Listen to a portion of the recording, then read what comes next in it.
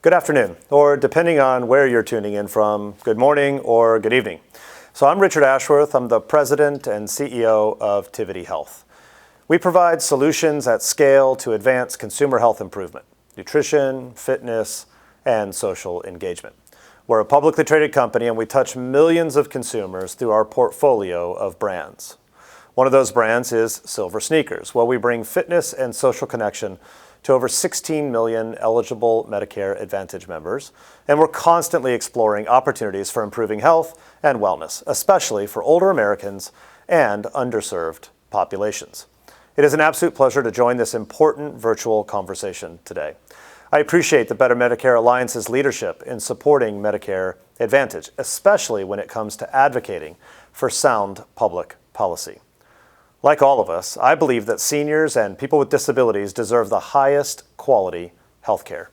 And that is something that Medicare Advantage provides the opportunity for. It's really for a healthier future. I know my remarks today are billed as a spotlight on innovation, and I've definitely got some encouraging news to share about a fast-growing segment of Tivity Health's business, driving engagement and healthy behavior through a robust digital platform. Now, like many of you, we're making great strides under today's really tough conditions. And I'll talk more about Silver Sneakers and our new innovations shortly. But before I dig in, I'd like to share my overall approach, which is to stay focused on three simple maxims. My view, if we focus on these three things and we do them exceedingly well, we will make fantastic progress. First, what do we know? As healthcare professionals, we've got to trust the science, right, to guide our decisions on behalf of our consumers. What's fact is when it becomes the data. Well, what's fiction then? And does the data we're using represent insights on the consumers we're serving? Second, what do we feel? As business people, we've all got our instincts, right? Those that help guide our journey through work that is complex. And from a clinical, a regulatory, even a financial perspective, it's seemingly harder to navigate each and every day. Now, obviously, that doesn't mean ignoring the science, right? Actually, to the contrary. It means relying on our shared knowledge and experiences to help us interpret that which remains open to interpretation. So it means being consumer or patient first in our approach, to bring them the knowledge, the information that they need so they can make informed decisions. Third, after fully considering what we know and feel, what is it that we do? As healthcare providers seeking to improve outcomes for hundreds of millions of Americans, we've got to be deliberate, right? Deliberate about our ideas, our practices, our protocols, everything that we put into action. We have to choose not only what we're going to do to better serve our consumers, but just as importantly, what we won't do. We can't lose focus and get distracted by solutions that sound exciting, but actually don't make a difference or won't move the needle. Know, feel, do, all leading to innovation. That's how I'd like to spend my time with you today. So let's start off with, what do we know? Well, throughout the healthcare industry, the most common question that we are all hearing right now is what? 8 months into a global coronavirus pandemic, and what are we learning? Put it differently, what is it that we know so far, and how is this crisis changing what we do? Now, there's an obvious answer to this. We know COVID isn't really altering our direction so much as it's accelerating the change that was already predicted, that was already known to be coming, which we've already been planning for. Today, I'm going to talk a lot about COVID and how we're responding. After all, it's what's on most people's minds these days, maybe other than the presidential election, and I'm definitely not going to head anywhere down that path just a few days before. But let me be clear. For the purpose of this conversation, I view COVID mainly as a guidepost. Admittedly, it is a very tragic guidepost for sure, but it is also a guidepost for how our industry needs to change. At Tivity Health, we know this means rethinking our short-term business model and constantly reminding ourselves that we have to stay nimble, we have to stay flexible. For a real-time perspective from the field, consider the retail pharmacy sector, where I spent most of my career. Before I joined Tivity Health, I spent nearly 30 years at Walgreens. And for many of those years, consumers have been able to acquire products at the pharmacy counter, or they can come through the drive-thru, or even via snail mail, right? But since COVID-19, we know that digital pharmacy is on a rapid rise and that retailers like Walgreens and CVS and others are all adding new distribution options, like contactless curbside pickup and even home delivery through other companies. One of those could be like a Postmates. But for pharmacies, adapting to COVID is logistically complicated, because what we do know now is that it's demonstrably achievable, though, in a very short period of time. So what we thought we could not do, we can. Meanwhile, for other healthcare products and services, the paths are a little less clear, but they do exist nonetheless, including for our older Americans. Consider this. In the COVID era, we know from the CDC that 8 in 10 virus-related deaths are among adults aged 65 years and older. And we hear daily from experts like Dr. Fauci and Sanjay Gupta and others about how comorbidities like diabetes and hypertension, which disproportionately affect older Americans, well, it makes matters worse, as would any disease. But to understand the challenges, we have to look no farther than the industry pharmacy data, right? In the US, adults age 65 and up take 13 medications. That's on average, versus just 1 prescription when they were in their 20s. So what does the rise of COVID-19 mean for innovation then at Tivity Health? Among other challenges and opportunities, it means rethinking our health and our fitness offerings, just like what retail pharmacy did for curbside pickup and delivery. As I mentioned, our Silver Sneakers program is available through Medicare Advantage. Now, we have over 16 million eligible members. They're all age 65 and up, and it's based on partnerships with our participating fitness centers. We've got more than 17,000 of those nationwide. We like to say that, including the big gym chains, local community centers, and everything in between, we've got more U.S. sites than Starbucks. And like Starbucks or Walgreens or Target or Walmart or others, we had to change quickly in 2020. Requiring face coverings in consumer and employee settings? Yes, absolutely. Offering curbside service? Well, actually, we're doing that too, albeit on a limited basis. For example, in places with relatively low COVID-19 transmission rates, our health and fitness instructors are getting creative. They're moving classes outdoors, on patios, in parks, and in parking lots. Although our folks joke that we're having a tough time finding extension cords long enough for our treadmills, but perhaps our biggest short-term business shift is the one that you'd most expect right now, and that everyone in the healthcare field is actually turning to for answers. More robust deployment and engagement of digital and virtual solutions. We're pursuing this with a keen sense of urgency. Not that long ago, fast digital services would have been difficult, if not impossible, to do at scale among our population of Silver Sneakers members. But as we all know, the world has changed. We know from the Pew Research Center that tech adoption among seniors continues to rise, even though screen time among younger people is more or less steady, except for my children. In 2000, just 14% of people aged 65 and older were internet users. These days, that number is up over 73%. Meanwhile, more than half of seniors now own a smartphone. We know that if we can leverage COVID to speed tech adoption and improve services for Silver Sneakers members, then we, and more importantly they, will be better positioned when things get back to whatever semblance of normal it's going to be. Now, I'll unpack this point in a little bit more detail shortly. Meanwhile, for now, let me say, for me, this work is very personal. Allow me to share with you who we're working for at Tivity Health. Many of our Silver Sneakers members live in the southern United States, where poor health outcomes are unfortunately widespread. Meet Lloyd Black.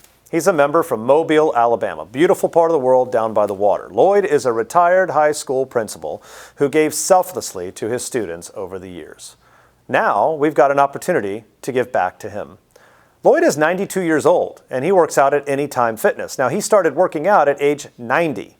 Yes, I said that right, at age 90, when he began struggling to perform basic tasks. Can you imagine the courage?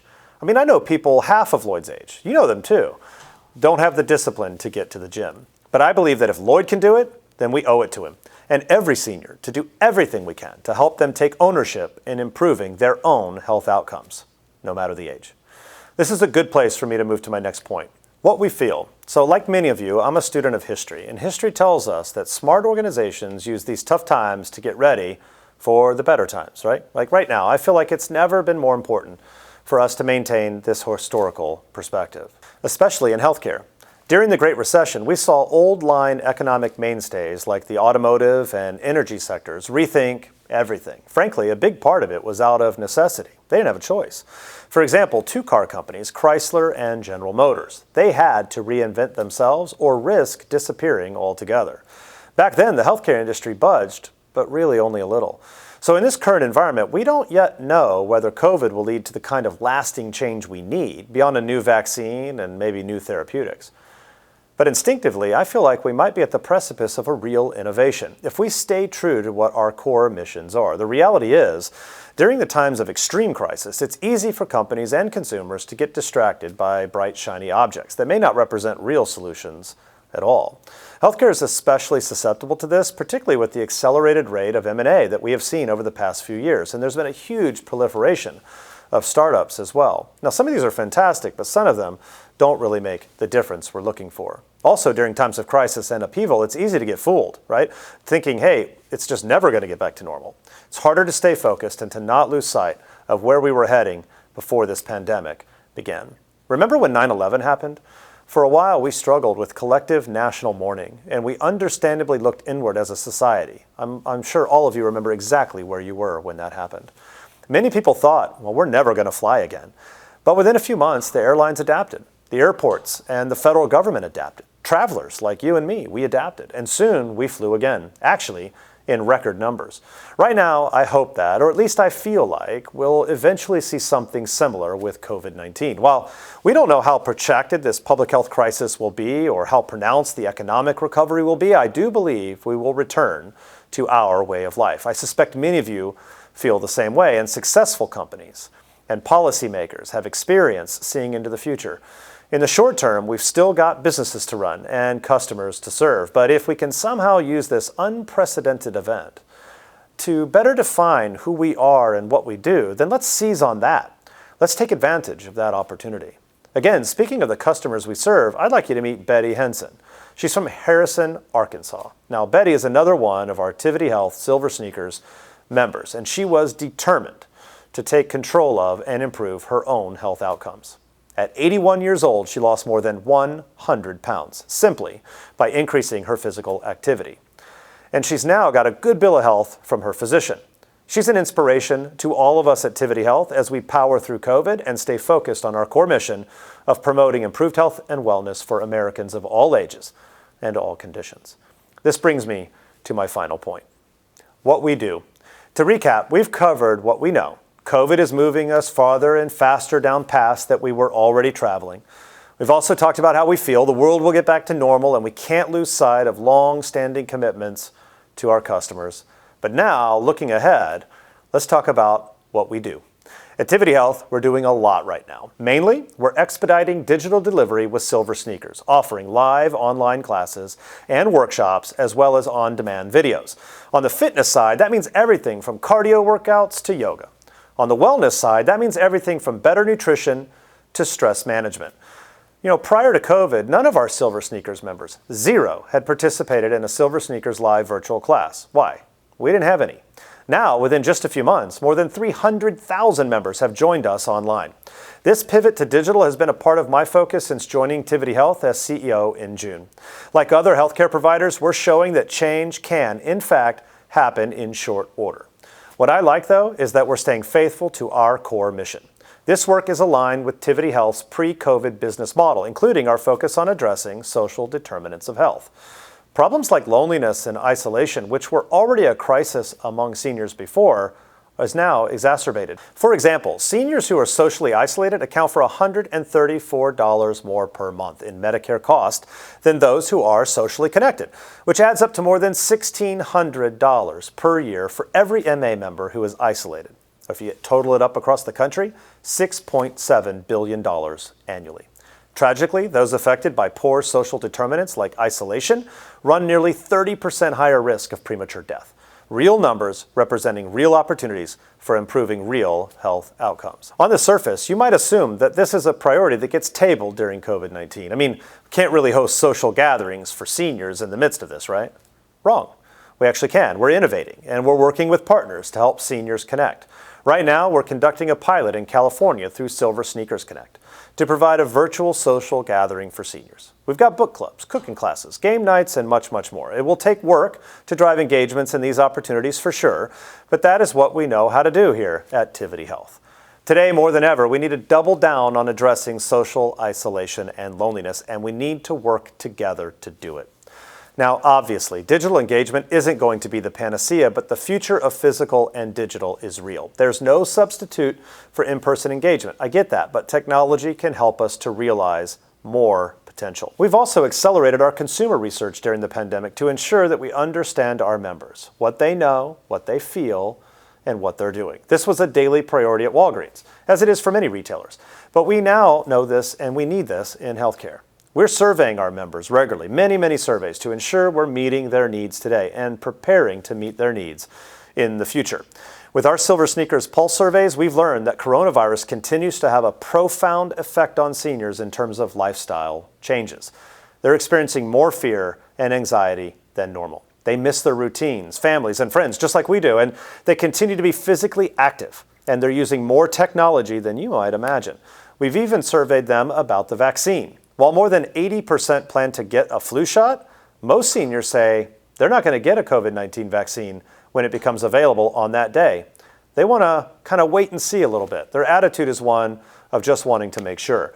Whenever we bridge back to a normal post-COVID world, Tivity Health will be more prepared to serve more consumers who need and deserve expanded healthcare delivery options. When it comes to Silver Sneakers, we're now much better equipped to engage online, right, with our consumers who may be coping with physical limitations, lack of resources like transportation, and other environmental factors. The bottom line is, at the end of the day, doing good is simply doing good business. Put differently, what's good for Tivity Health and other providers must always be good for the consumer. To me, that's non-negotiable. Let me wrap up where I began today, keying off on the Innovation Spotlight theme by digging into what we know, what we feel, and what we do. Like the entire industry and the world right now, I'm looking forward to the day when we eradicate COVID with a new vaccine. As a former retail pharmacy executive, I believe that pharma and life science companies are, as they have done throughout the modern history of healthcare, are providing a much-needed, much-focused clinical and scientific leadership. I truly appreciate what they're doing. In the meantime, companies like Tivity Health are going to keep treating COVID as a teachable moment for ourselves and for our industry to find new and better ways to deliver services and improve consumers' health outcomes. When we all emerge on the other side of this pandemic, I believe our healthcare system will be stronger for those who need it. Finally, let me give you one more dose of inspiration before I close. Meet Lonnie Cathy from Greensboro, North Carolina. Lonnie is a 70-year-old expert in karate who has successfully completed 5 marathons.